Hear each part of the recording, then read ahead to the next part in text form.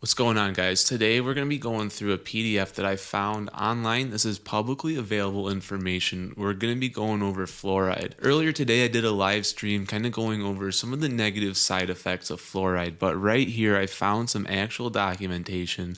We're going to be able to go through some of it. Some of it's pretty shocking. It's very long. It's 32 pages. We're just going to do some of the heavy hitters, but this is going to be linked in my bio. You're more than welcome to look through it on your own. So before we dive in, perhaps you've never heard of fluoride, or maybe you've heard about it but don't really know what's going on with it. Throughout all of our lives, we've been told fluoride, it's good for the teeth, it's good for your enamel, etc., etc. All of the dentists recommend it. Here's my problem with it, and here's what a lot of people's problem with it is, and we're going to be going over some stuff here. If it really was truly good for your dental, it's overkill. And let me present this in an analogy. If you were going to go hunting and you wanted to go duck hunting or goose hunting, you would bring bird shot. You wouldn't be shooting ducks with 50 caliber rounds coming out of a Browning machine gun. Well, that's kind of what fluoride is.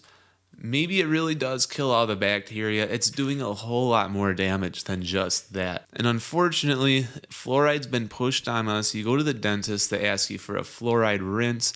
It gets worse than that. It's in the drinking supply.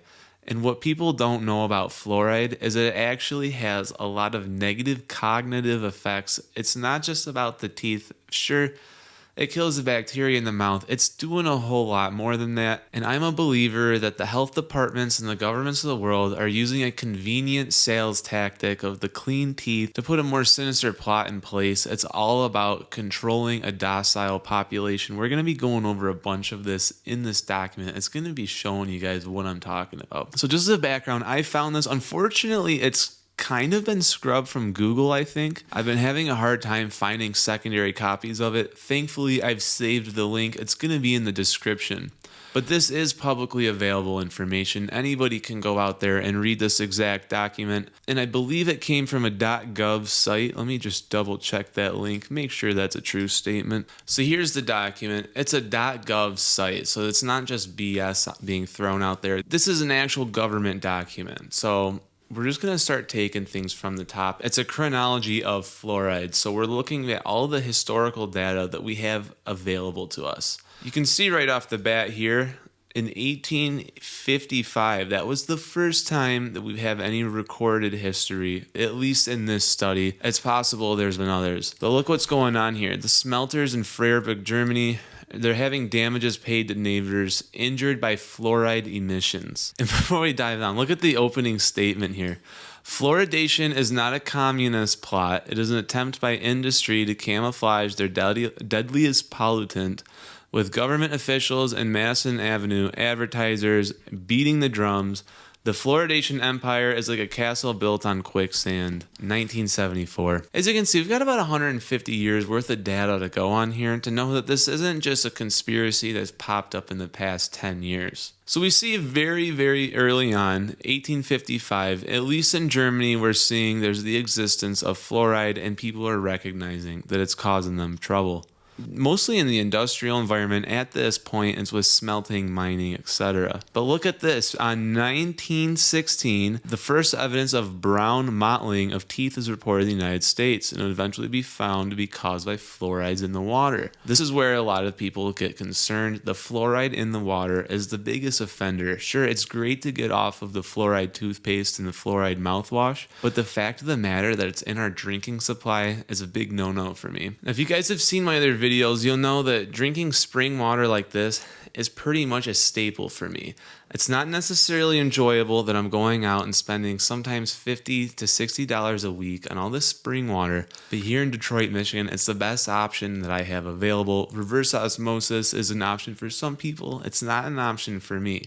So I'm out there buying all this spring water, not because I like spending $50 to $60 a week. It's the only way I can guarantee that I'm not drinking fluoridated water. If it's coming out of a tap, a drinking fountain, or even a filtered drinking fountain, you can pretty much be certain that there's going to be fluoride in it. Now, certain things like Brita filters and charcoal straws, they can help a little bit. I'm not going to be certain they help 100%. Pretty much the only thing that is going to 100% eliminate fluoride from your water is to not have the fluoride in there in the first place. If you get some mountain spring water coming out of Europe or Asia, that's going to be your best bet. If you live in the Rocky Mountains, it's possible to get local runoff. Maybe you're in Wyoming, Utah, or Colorado. Again, I'm in Detroit. We don't get those. All I have are these international brands like Fiji and Evian. Gotta do what I gotta do.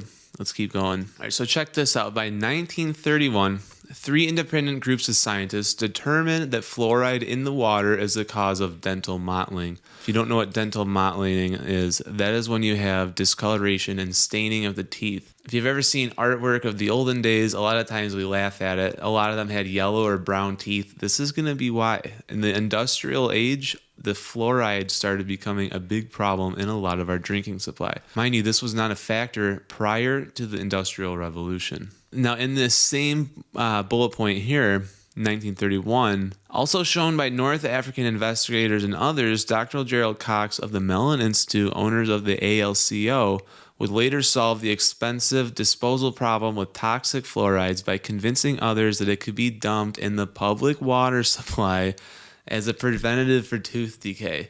So we can see we've almost got 100 years worth of history of fluoride being put into our water supply. As we scroll down here, you're going to see items on this list that start to concern you.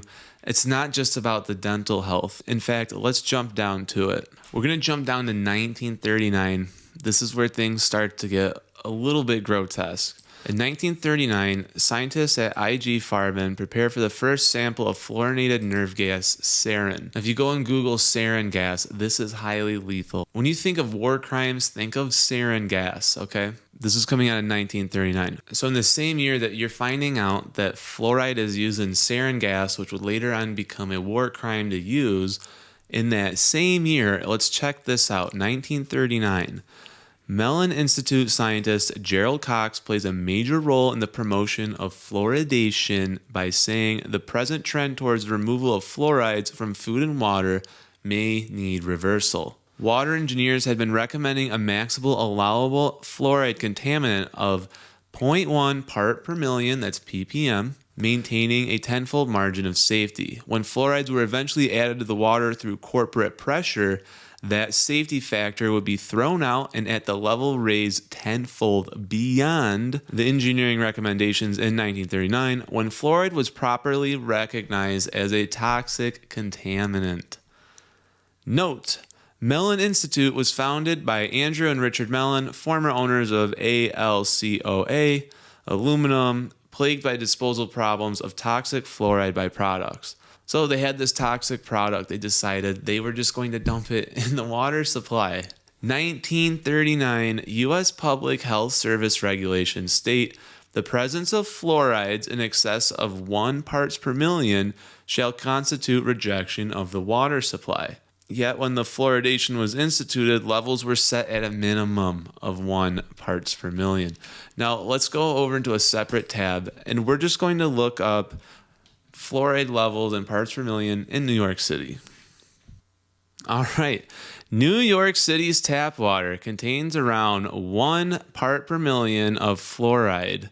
The New York City Department of Environmental Protection adds fluoride to the water supply to improve dental health. Okay. The CDC recommends a fluoride concentration of 0.7 ppm for community water systems to prevent cavities and the risk of dental fluorosis.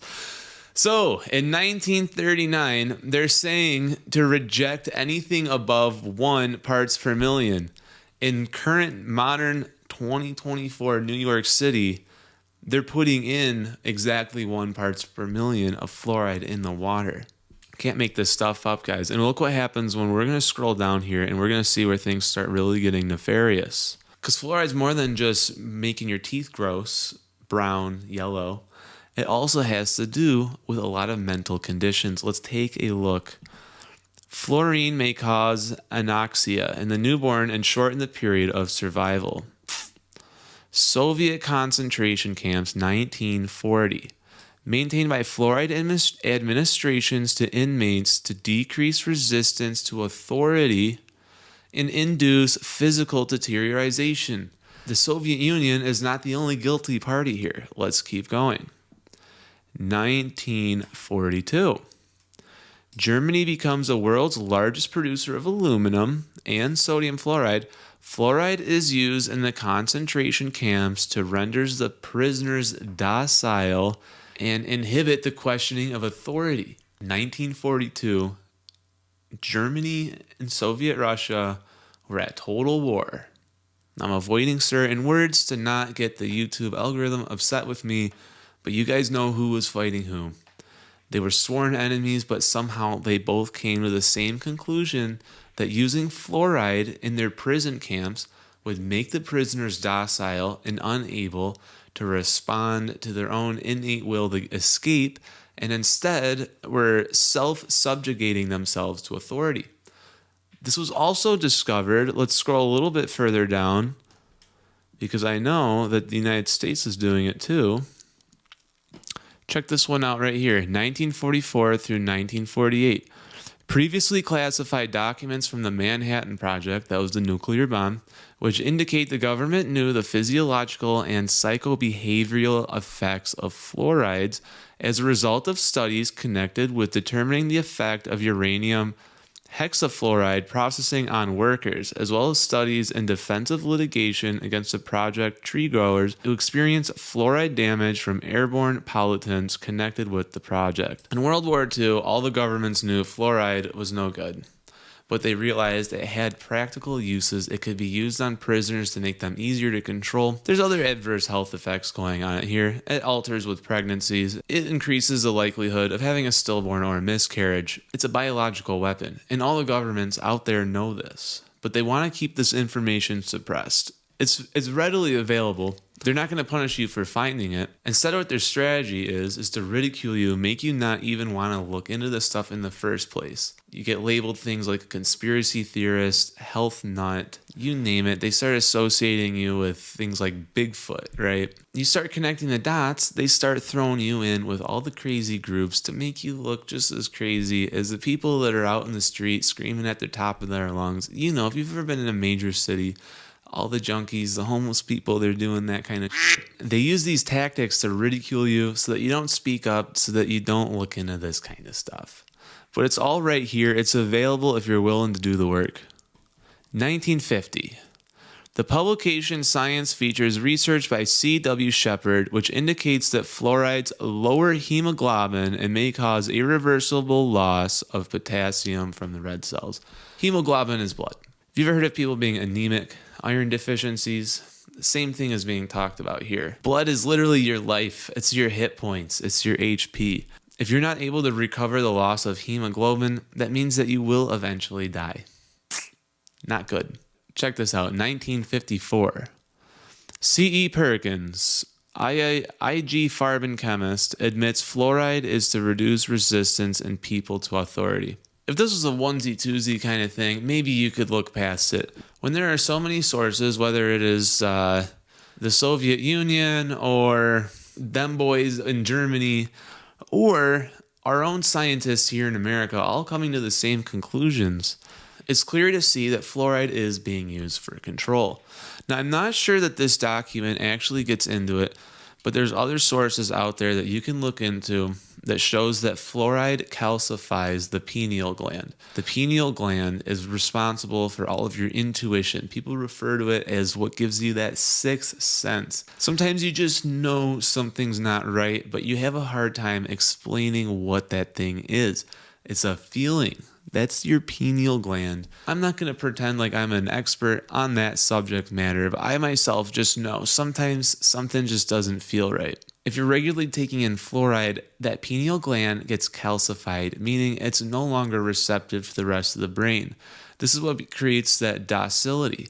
This is what gets people to be kind of just sort of muddling through life, easily entertained, but they don't necessarily go out of their way to change their situation. They may not notice the nefarious things going on in the world because they're easily pacified. If this was you, you wouldn't even know it because that's kind of the point. The pacified don't know that they're pacified. It's only when you remove the fluoride for a long enough period of time for the pineal gland to decalcify, do you then see how far you are manipulated? Can't say it enough, guys.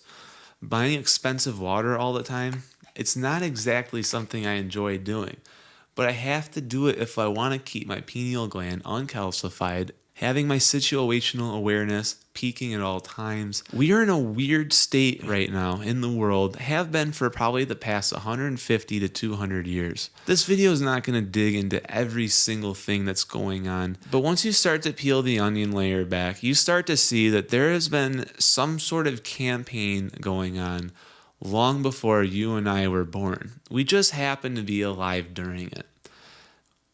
We can have some water. I can't stress enough, if you want to take care of yourself, if you want to be ready for the future, you want to take certain matters in your own hands. Personally, I'm never going to use regular toothpaste bought from the store again. If I find fluoride-free toothpaste, that's one thing, but I will never have fluoride toothpaste again in my life. I'd rather have stinky breath. Same goes for the water. I'm drinking these. They're expensive, but I live with it. I have aluminum-free deodorant. It's not as easy to find as regular deodorant. I can't just go to a gas station and get it. But you know what? Going the extra distance to find these things, and by the way, soaps and shampoos also apply to that. Taking control of my life was the first step. I want you guys to also be taking control of your life. Look for alternatives to get away from some of these chemicals because it will make a difference in the long run. Once you have detoxified your body from them, you're going to start noticing things around you may not always be what they appear. Now this study, it goes on for quite a long time. There's 32 pages in total. What I really wanted here was the big takeaway. Fluoride is being presented to us as this teeth cleaning or teeth strengthening compound, when in reality, there's so much research showing that it's used to manipulate populations. To have a docile society, this makes it easier to control you so that you don't get outraged by injustices going on in the world. And maybe you get upset enough to make a post on Instagram or Facebook, but not upset enough to do anything in real life. By the way, since we're on that note, leave a comment if you've been enjoying this video. Lets me know if you guys like this kind of stuff. I would encourage you guys, to take the time. You don't have to read every single line on here. There's so many of them. But once you read a few pages of this, you'll kind of get the idea.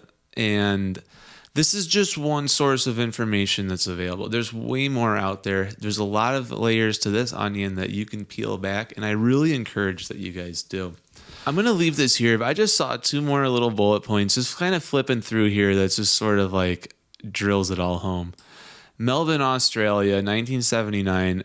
Child dies after eating 6 fluoride tablets. Oh, the thing can kill you if you have too much of it, right? 1980, mass fluoride poisoning in New Mexico elementary school. There's going to be a whole bunch of stuff like this in here. I highly recommend you guys actually do go through it and just see it for yourself. Beyond that, guys, I do think I'm going to leave this here. Like the video, subscribe to the channel. Let me know what you guys think. I like doing the health and fitness stuff, but this is really where my passion is. I want us to be a healthier society. Bodybuilding, marathon running, that's all fun and good, but there's some times where you need to get down and kind of get into the gritty details. Have a healthier society. Help your fellow man and lift your brothers up. Or sisters. Most of my watchers are men, but if the few women out there, you're included too. With that, guys, I've been Andrew Fillion. I'm going to catch you guys in the next one. Peace.